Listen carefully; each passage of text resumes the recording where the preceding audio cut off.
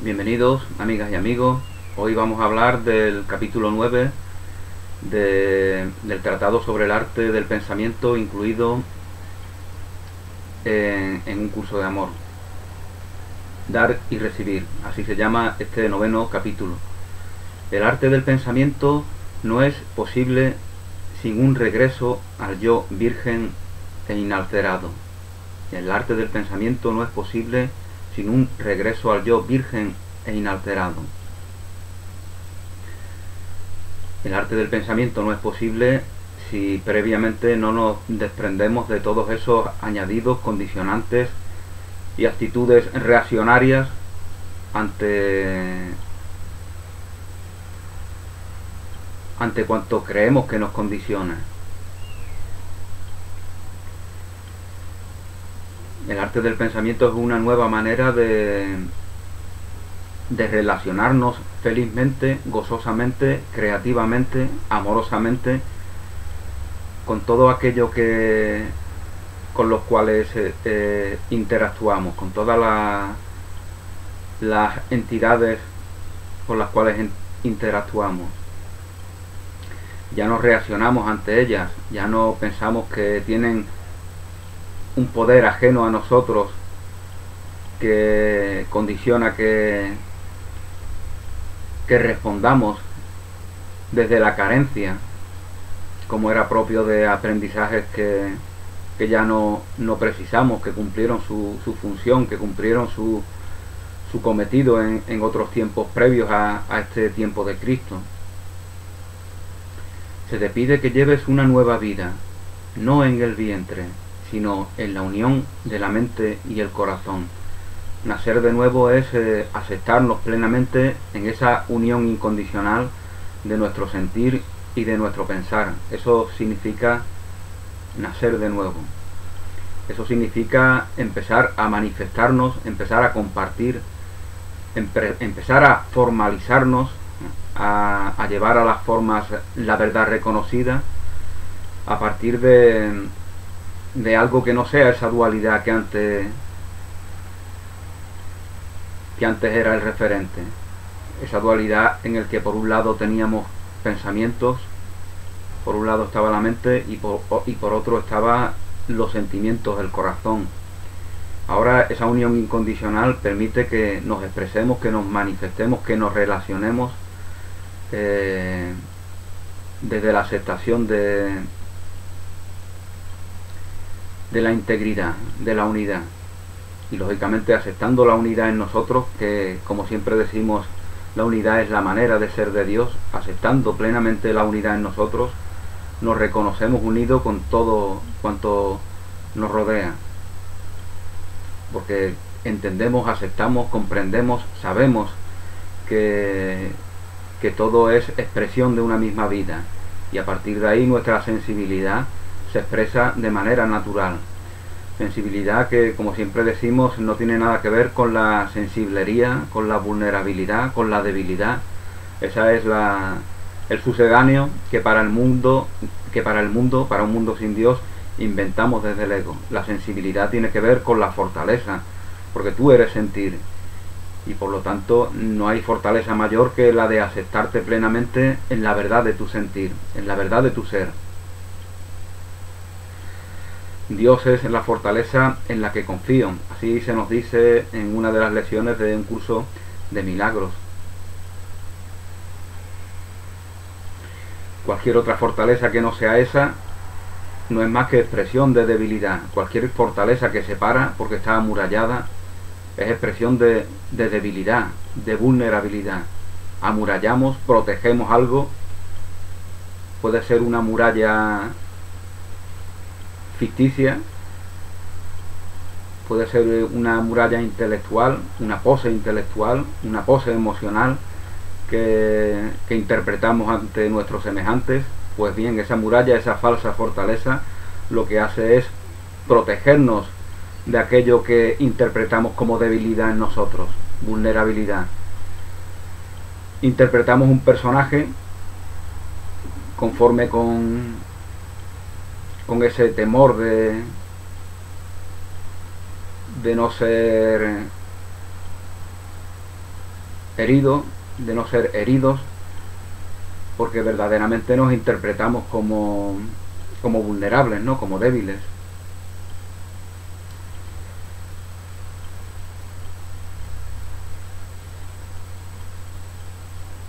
Solo a través del Cristo en ti se convierten el dar y el recibir en una única cosa en realidad. Solamente a través del Cristo en ti, dar y recibir se convierten en una única cosa en realidad. ¿Qué significará provocar la unión de lo masculino y lo femenino, de la concesión y la acción, de la inspiración y la manifestación? Significará la unión y una época de milagros. Significará que tú eres el cuerpo viviente de Cristo. Significará que tú eres el cuerpo viviente de Cristo. En términos muy amplios, esto ya está ocurriendo, se nos dice en este capítulo. Al verse el ego amenazado y al haberse permitido la llegada de orientación, hombres y mujeres han comenzado a trabajar con las partes de ellos mismos sobre las cuales el ego tiene menos control. Para los hombres, la mayoría de las veces esto ha significado apartarse del terreno intelectual, que estaba gobernado por el ego. El terreno intelectual, en el caso de los hombres, podemos apreciar cómo está gobernado por el ego generalmente. Bueno, os comentaba que para los hombres la mayoría de las veces esto ha significado apartarse del terreno intelectual, que estaba gobernado por el ego, y entrar en el terreno sentimental. Para las mujeres, la mayoría de las veces esto ha significado apartarse del terreno sentimental, en el que sus egos prevalecían más, y entrar en el terreno intelectual. Vemos como a veces cuando hombres y mujeres discuten, los hombres suelen atacar poniendo en entredicho la inteligencia de las mujeres, ¿no? Por ejemplo, ¿no? Eres tonta, no sabes nada, tú no te das cuenta. En cambio, a veces las mujeres pues atacan poniendo en entredicho las bondades del corazón, ¿no? En los hombres en los que están atacando, ¿no? Tú no tienes corazón, te vas a quedar solo, vas a estar sufriendo aislado. Esas son algo sentimental, ¿no? Vemos cuando se producen esos ataques en esas relaciones especiales que aún no han sido santificadas, ¿no?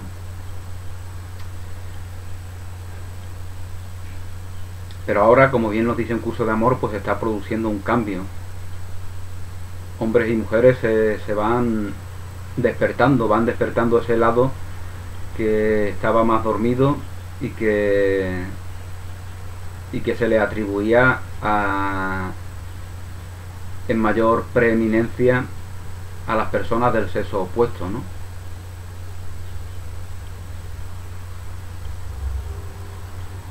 Esta desviación instintiva hacia lo contrario, continúa diciéndonos este capítulo, se ha realizado para servirte a través de la intercesión del Espíritu Santo. Al dirigirte al interior en lugar de al exterior para encontrar lo que necesitas para liberarte del reinado del ego, al dirigirte al interior para encontrar aquello que necesitas para liberarte del reinado del ego, te has dirigido hacia la compleción.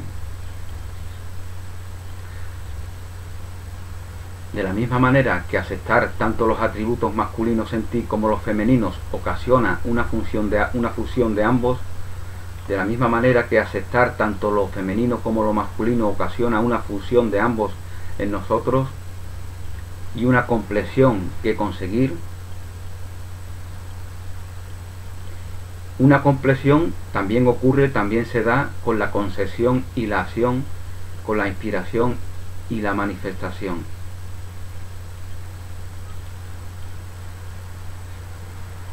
Dar y recibir significan lo mismo.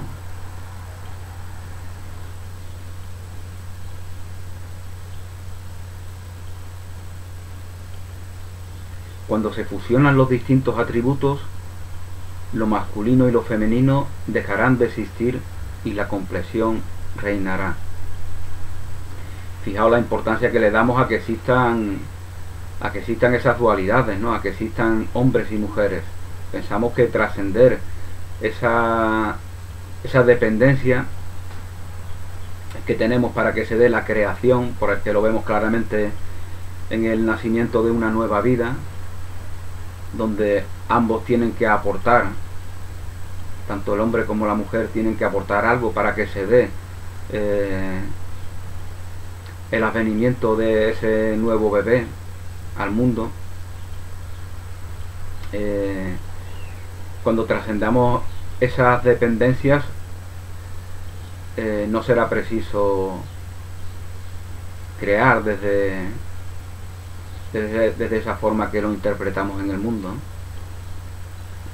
Lo que vengo a deciros es que estamos tan obsesionados con los placeres del mundo que pensamos que trascenderlos implica privarnos de una felicidad mayor, cuando verdaderamente nosotros, cuando estamos apegados al mundo, no estamos capacitados para comprender cuál es nuestra verdadera felicidad, cuál es nuestra verdadera alegría, cuál es la gracia de Dios en la que somos creados, cuál es esa compleción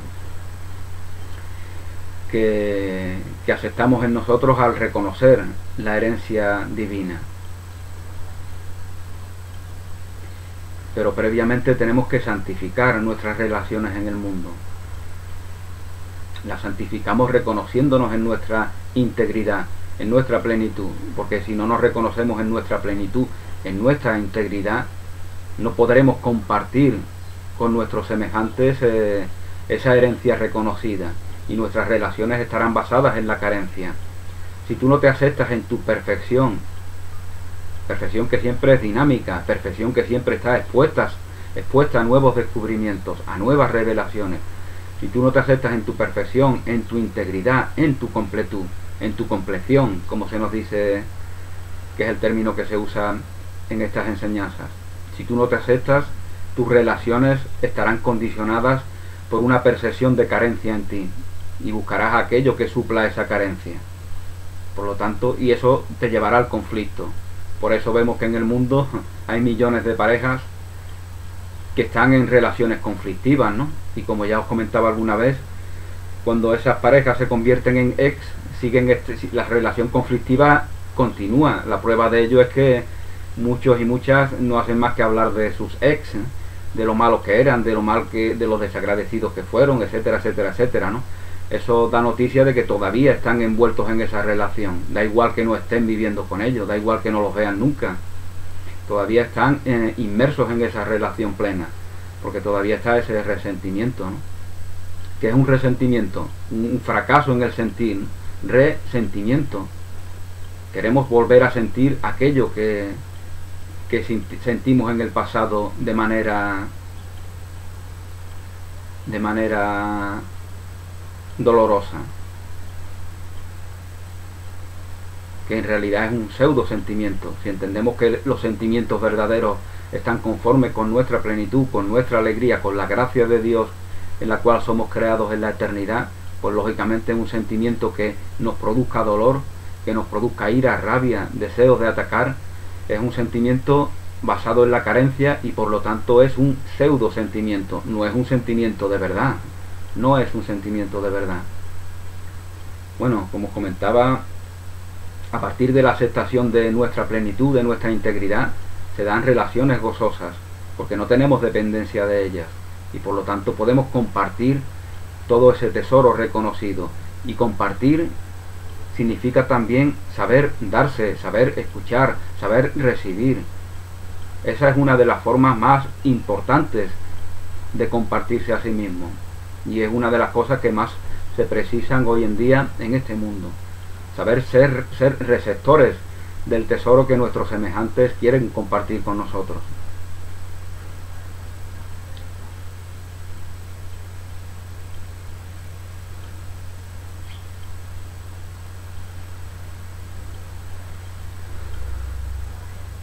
Bueno, pues se nos dice textualmente en este capítulo que estás acostumbrado a crear exteriormente.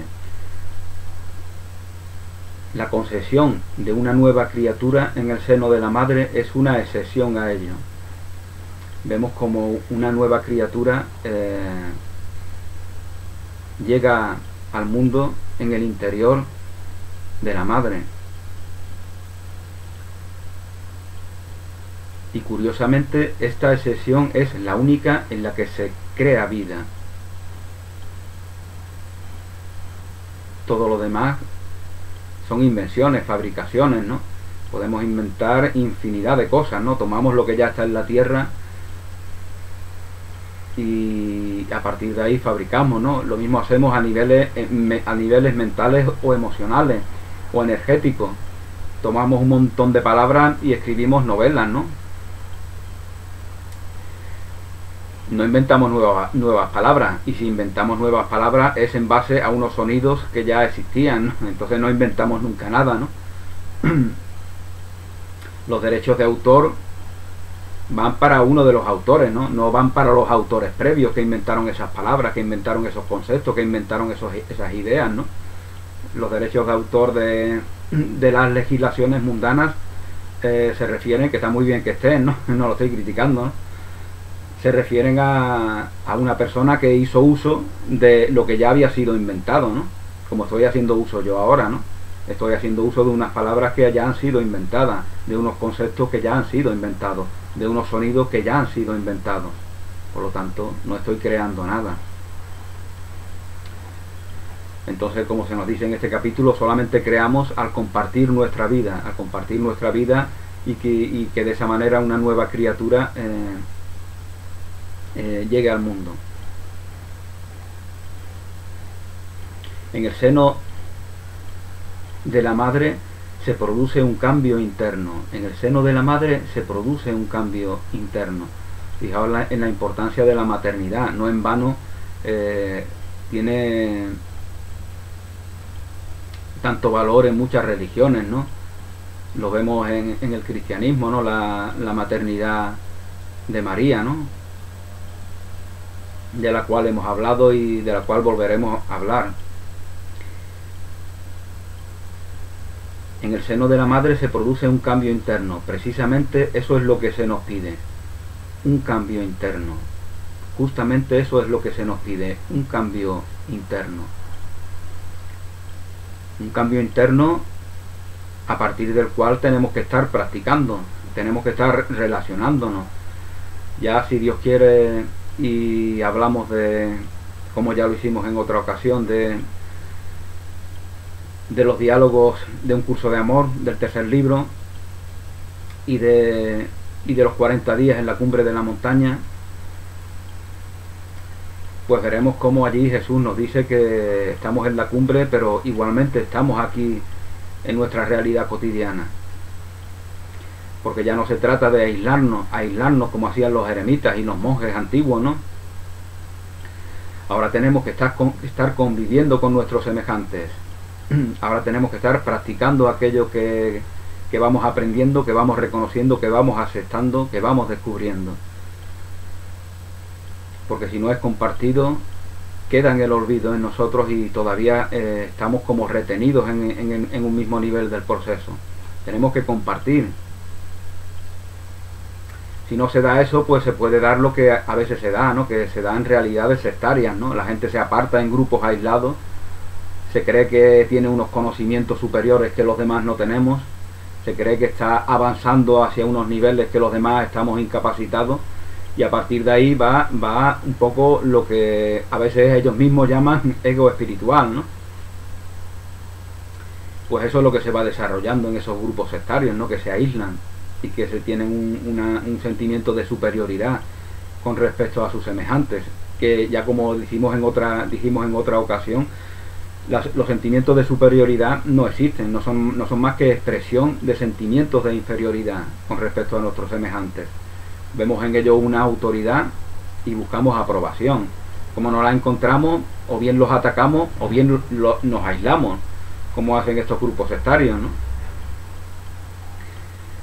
Pero como os decía también al principio, la relación continúa, ¿no? Si yo me aíslo porque pienso que el mundo es un valle de lágrimas, ahí donde esté aislado, seguiré relacionándome con el mundo y con todos los elementos del mundo. Por eso bien nos dice Jesús que para hacer eso, mejor nos quedamos aquí e intentamos que este supuesto valle de lágrimas se reconozca en su verdadera alegría, la verdadera alegría de este paraíso que en realidad es el mundo, porque el mundo es un paraíso, el mundo es un Edén. Somos nosotros los seres humanos que, limitándonos a nuestra humanidad, de ahí viene lo que Nietzsche decía, ¿no? De humano, demasiado humano. Y cuando somos demasiado humanos es que no somos nada divinos, cuando verdaderamente divinos es lo que somos espíritus teniendo experiencias humanas que nos proveen de cosas valiosas, y esa es la actitud que tenemos que deberíamos tener, ¿no? en nuestro tiempo aquí en el mundo. Bueno, como os comentaba, al reconocernos, al interpretarnos limitados a esa humanidad, tenemos una percepción de carencia, de limitación, de sentirnos confrontados a la inconmensurabilidad de todo lo que nos rodea. Nos volvemos pequeñitos, nos sentimos, nos vamos contrayendo, ¿no? Nos duele hasta la espalda, hasta los órganos de dentro de contraerse enferman, ¿no? De encogernos, ¿no? Veis esas imágenes de las caricaturas, ¿no? En las que se van encogiendo los que tienen miedo, ¿no? Pues eso provoca enfermedades, eso provoca malestar, dolor y nos provoca un mal en la salud, ¿no? Aquí podemos ver en un ejemplo preciso de cómo el miedo provoca el hecho de enfermarnos, ¿no? Bueno, como os comentaba, que esto nos parezca un valle de lágrimas no es más que consecuencia de nuestra limitación a nuestra condición humana. Nosotros no somos condición humana, somos incondicionalidad divina, incondicionalidad de esa unión de la mente y el corazón. Bueno, os comentaba que en el seno de la madre se produce un cambio interno. Precisamente eso es lo que se nos pide, un cambio interno. Afuera no podemos cambiar nada. Veis como aquellos que se quejan siempre se quejan, ¿no? Aquellos que dicen siempre somos los mismos los que pagamos, siempre somos los mismos los que sufrimos, siempre somos los mismos los que somos las víctimas, se repiten una y otra vez en la misma idea. ¿Por qué? Porque piensan que hay algo afuera ahí que está determinando su tristeza, su fracaso, su dolor, su sufrimiento, y mientras lo vean así, nunca nada va a cambiar, porque afuera nunca van a cambiar nada, solamente pueden cambiar dentro. Por eso se repite la historia una y otra vez como en un eterno retorno, ¿no? Como en un círculo vicioso, ¿no? Una y otra vez todo parece que se repite, ¿no? La mujer maltratada vuelve a ser maltratada por su siguiente pareja. El hombre maltratador vuelve a ser maltratador en su siguiente pareja. Se repite una y otra vez. ¿Por qué? Porque no reconoce que el cambio solamente es posible dentro de sí mismo. Afuera no puede cambiar nada. Esa realidad que aparentemente es azarosa no lo es. Es consecuencia de nuestro punto de vista. Tú puedes cambiar tu punto de vista. Puede que te resulte difícil pensar que tú influyes en lo que acontece en torno tuya, pero no te será tan difícil pensar que donde tú te enfocas es tu decisión. Tú decides en lo que te enfocas. Si te enfocas en los mensajeros del amor, de la alegría, de la verdad, de la bondad, de la belleza, si te enfocas en ellos, ellos te nutrirán. Y esos mensajeros no están afuera, esos mensajeros están en tu corazón. Si te enfocas en todo lo que niega aquello que te ofrece esos mensajeros del amor, pues lógicamente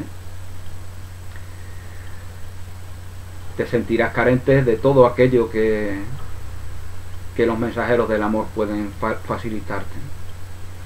En definitiva, tú decides en lo que te enfocas, tú decides en lo que están invirtiendo. Estás viendo películas de miedo, de violencia, canciones de desamor, las escuchas todos los días, lees novelas de guerras horribles, pues todo eso es una inversión que tú estás haciendo, que va a tener unas consecuencias en ti.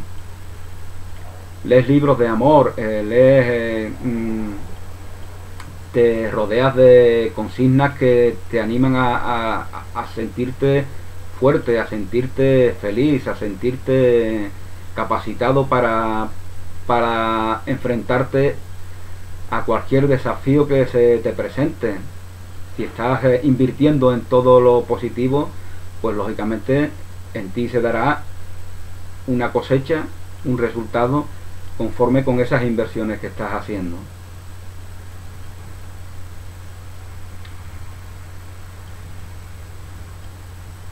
Unión de mente y corazón determina la concesión, el advenimiento de una nueva vida.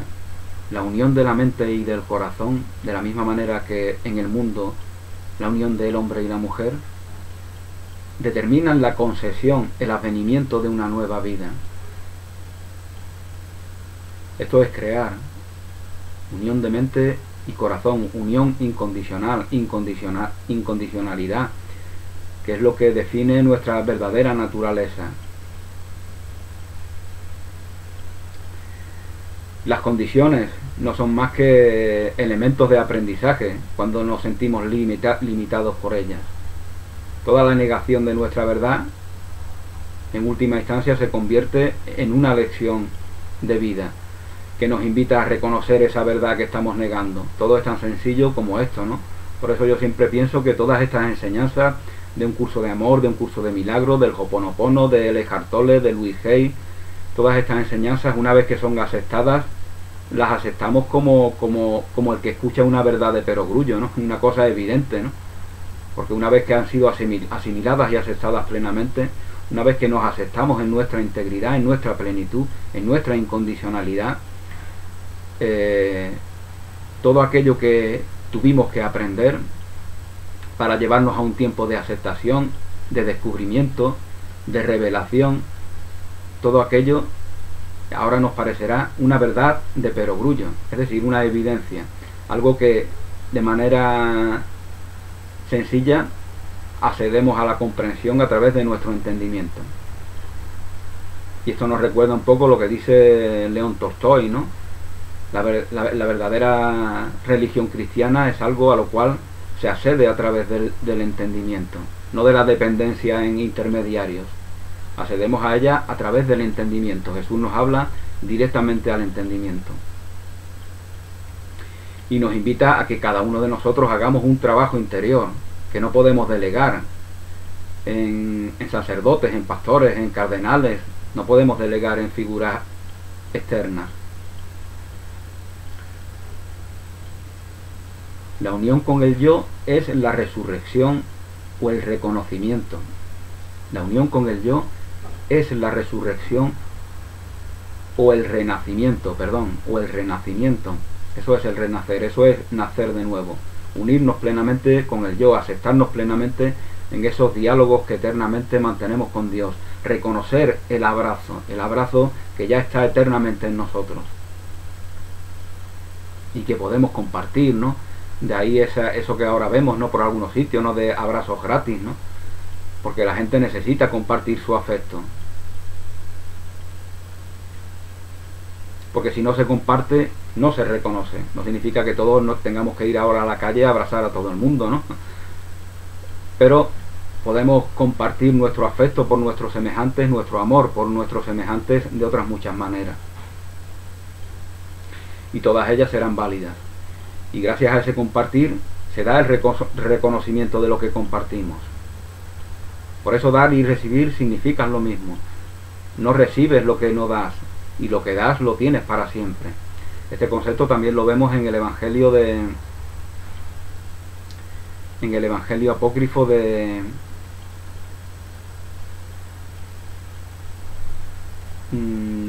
creo que de Felipe